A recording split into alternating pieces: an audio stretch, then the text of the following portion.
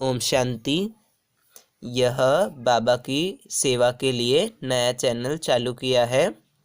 इस चैनल को सब्सक्राइब करें। ओम शांति। ओम शांति।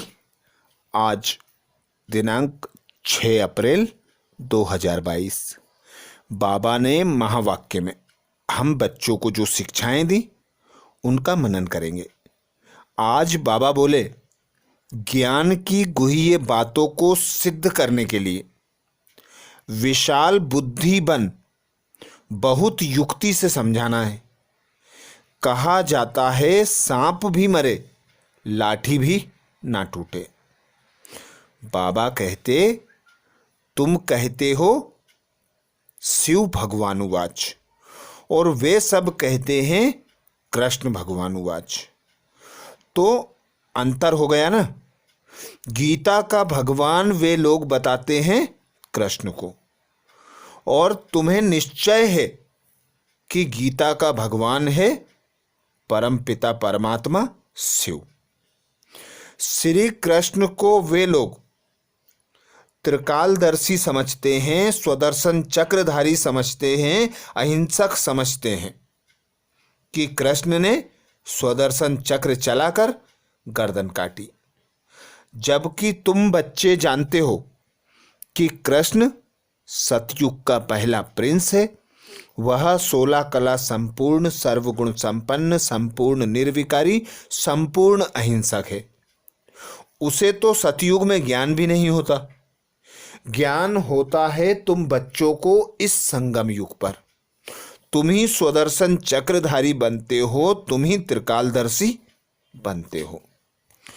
तो तुम बच्चों को अपनी बुद्धि को इतना विशाल बनाना है, ऐसी बेहद की बुद्धि बनाना है कि हर आत्मा के विचारों को रिगार्ड देकर उन्हें अपने विचार ऐसी युक्ति से समझाना है कि वे समझ भी जाएं और हमसे प्रेम भी करें।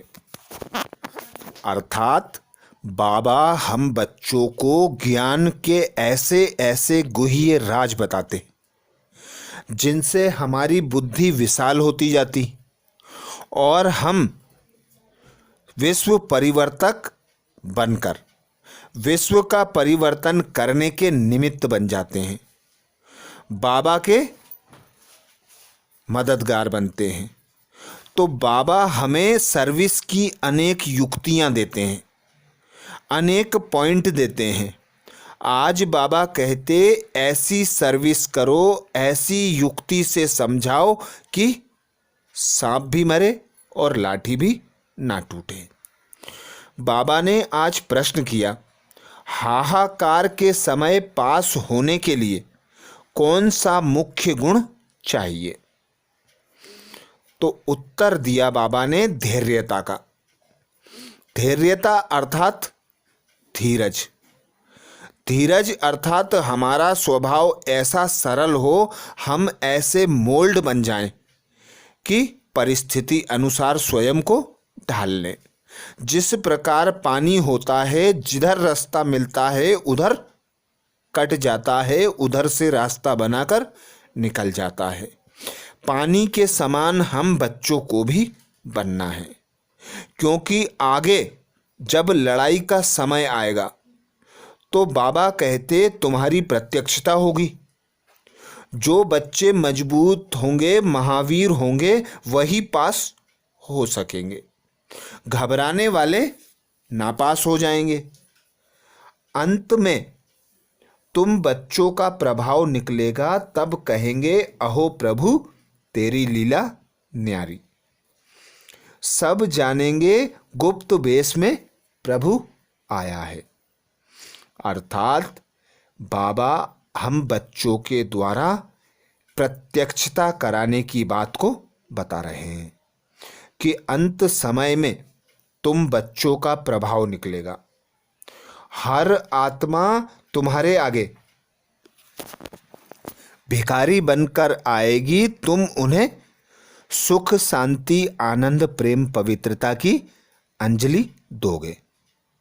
वह भी चेहरे चाल चलन द्वारा, क्योंकि बाबा को प्रत्यक्ष करने के लिए हम बच्चों की बुद्धि, बाबा कहते, ऐसी विशाल बना लो कि बाबा का ज्ञान स्वरूप बनकर तुम्हारे चेहरे चलन और कर्म में स्वतः और सहज दिखाई दे।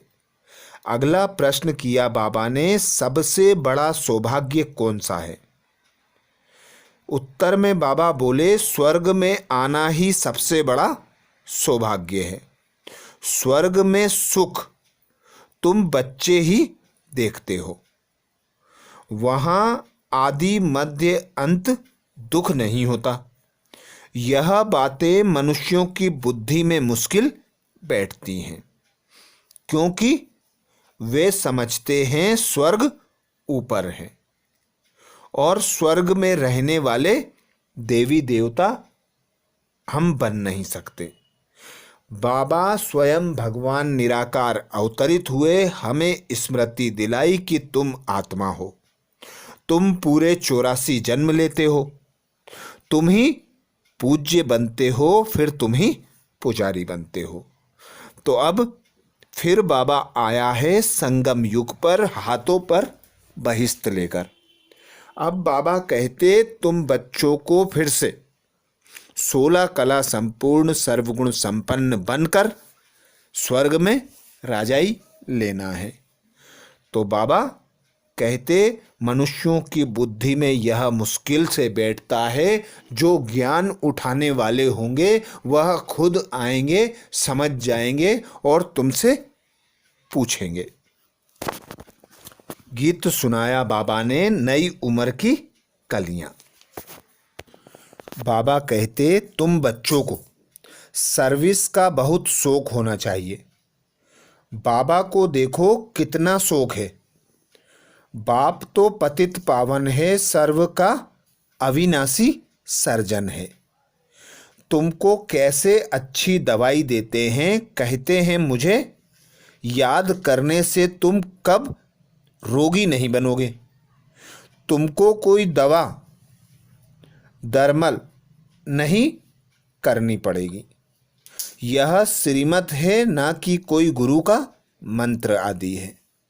तो बाबा कहते, मुझे याद करने से तुम्हारे विकर्म विनाश होंगे, फिर माया का विघ्न नहीं आएगा, तुम महावीर कहलाएंगे। स्कूल में रिजल्ट पिछाड़ी को निकलती है, यह भी अंत में मालूम पड़ेगा जब लड़ाई शुरू होगी। तुम्हारी प्रत्यक्षता होगी, देखेंगे तुम कितने निडर निर्भय बने हो, क्योंकि बाप भी निर्भय है।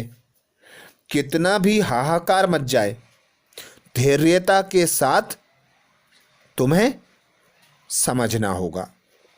हमें तो जाना है अपने घर, चलो तो हम चलें अपनी मंजिल माउंट आबू मधुबन बाबा के पास। तो बाबा कहते, कैसी भी परिस्थिति हो घबराना नहीं, हिलाने वाली परिस्थिति में हिलना नहीं, अचल अडोल रहकर महावीर बनकर घबराना नहीं, तभी पास हो सकेंगे। घबराएंगे तो नापास हो जाएंगे। पहले पहले आफतें आएंगी फेमन की, बाहर से अनाज आ नहीं सकेगा, महामारी हो जाएगी। उस समय कितना निडर बनना पड़ेगा। लड़ाई में कितने पहलवान होते हैं, कहते हैं मरना और मारना है, जान का भी डर नहीं है। भल उनको यह भी ज्ञान नहीं कि शरीर छोड़ दूसरा शरीर लेंगे, उनको तो सर्विस करनी है। पर बाबा हम बच्चों को आकर पहले से ही मरने की श्रीमत देते हैं, कहते हैं इस पुराने जन्म से, इस पुरानी देह से मर जाओ, अर्थात यह तुम्हारा मरजीवा जन्म है। तुम एक पिता परमात्मा की याद से अपने विकर्म विनाश कर, उस पिता परमात्मा के ज्ञान को धारण कर, सर्व आत्माओं की सर्विस कर स्वर्ग सतयुग में ऊंचा पद प्राप्त करते हो। बाबा कहते यह तो पुराना भारत है, नए भारत में सिर्फ देवता धर्म था, बिल्कुल थोड़े थे, अब तो बहुत है। कितना रात दिन का फर्क है, अखबार में भी समझा सकते हैं। तुम न्यू दिल्ली न्यू भारत कहते हो, परंतु नव भारत न्यू दिल्ली तो नई दुनिया में होगी, वह तो पैराडाइज होगा। सो तुम कैसे बना सकते हो? यहाँ तो अनेक धर्म हैं, वहाँ एक धर्म होगा। यह सारी बातें समझने की हैं। हम सब मूल वतन में आए, हम सब आत्माएं ज्योतिर्बिंदु स्टार मिसल हैं। जैसे स्टार आकाश में खड़े हैं, कोई भी गिरते नहीं हैं, ऐसे हम आत्माएं ब्रह्मांड में रहती हैं। बच्चों को अब मालूम पड़ा है, बाबा बोले, बच्चों को अब मालूम पड़ा है कि निर्माण धाम में आत्मा बोल ना सके, क्योंकि शरीर नहीं है। तुम कह सकते हो हम आत्माएं परम धाम की रहने वाली हैं, यह नई बात है। शास्त्रों में लिख दिया है कि आत्मा बुदबुदा है, सागर में समा जाती है। तुम अब जानते हो पतित पावन बाप सबको लेने के लिए आया है। 5000 वर्ष बाद ही भारत स्वर्ग बनता है। यह ज्ञान सभी की बुद्धि में बैठता नहीं है, बाप ही आकर समझाते हैं। हम ही राज्य लेते हैं, हम ही राज्य गवाते हैं। तो बाबा कहते हैं अब तुम्हारी बुद्धि को इतना साफ स्वच्छ पवित्र बना लो कि ज्ञान इसमें ठहर सके, क्योंकि विनाश सामने खड़ा है। फिर लोभ ज़्यादा नहीं करना है, धन इकट्ठा करने की ज़्यादा नहीं सोचनी है।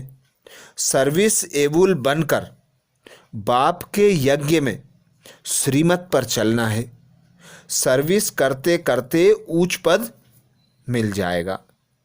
तो बाबा कहते खुद को आत्मा समझ, मुझ पिता परमात्मा को याद करो। याद से ही तुम्हारे विकर्म विनाश होंगे और ज्ञान धारण करने से, सर्विस करने से श्रेष्ठ पद पाएंगे। प्रदर्शनी में ज्ञान अनेकों को देते हैं, पर जो प्रजा में आने लायक होगा वह उतना ही ज्ञान सुनेगा, और जो उच्च पद वाले होंगे वे तीव्र गति से याद की यात्रा में लग जाएंगे। आज बाबा ने हम बच्चों को वरदान दिया। वरदान में बाबा बोले सर्व खजाने जमा कर रूहानी फकुर अर्थात नशे में रहने वाले बेफिक्र बादशाह भव। सर्व खजाने जमा कर रूहानी फकुर अर्थात नशे में रहने वाले बेफिक्र बादशाह भव। आज हमारा पिता परमात्मा हम आत्माओं को बेफिक्र बादशाह बना रहे हैं। बाबा बेफिक्र बादशाह बनने की सहज युक्ति बता रहे हैं। बाबा बोले बच्चों को अखुट खजाने मिलते हैं, तो अपने पास इतना खजाना जमा कर लो कि ऐसा खजाना भरपूर हो जाए कि तुम बच्चों के चाल चलन चेहरे से उस खजाने की प्राप्ति का नशा दिखाई दे। अर्थात जिस प्रकार ब्राह्मणों का गायन है अप्राप्त नहीं कोई वस्तु ब्राह्मणों के खजाने में, तो उस बात को प्रत्यक्ष करने वाला ही सच्चा ब्राह्मण है। तो सदा अपने चेहरे पर हर्षित मुखता हो, चलन में कर्म में बाबा की श्रीमत हो। तो ऐसे ही तुम बच्चे जब खुद को आत्मा अनुभव करते हो, सर्व आत्माओं के प्रति शुभ भावना शुभ कामना रखते हो, सर्व आत्माओं को विश्व के परिवर्तन का आधार बनाते हो। अर्थात पिता परमात्मा करावनहार को स्मृति में रख निमित्त बनकर कर्म करते हो तो कर्म बंधन से मुक्त बन जाते हो, और खुद को आत्मा अनुभव करते हो तो इस पुरानी देह से, देह के संबंध से, कर्म के बंधन से, विनाशी सुख सुविधा के साधनों से तुम उपराम हो जाते हो, हल्के हो जाते हो, तो स्वतः और सहज ही बेफिक्र बादशाह बन जाते हो।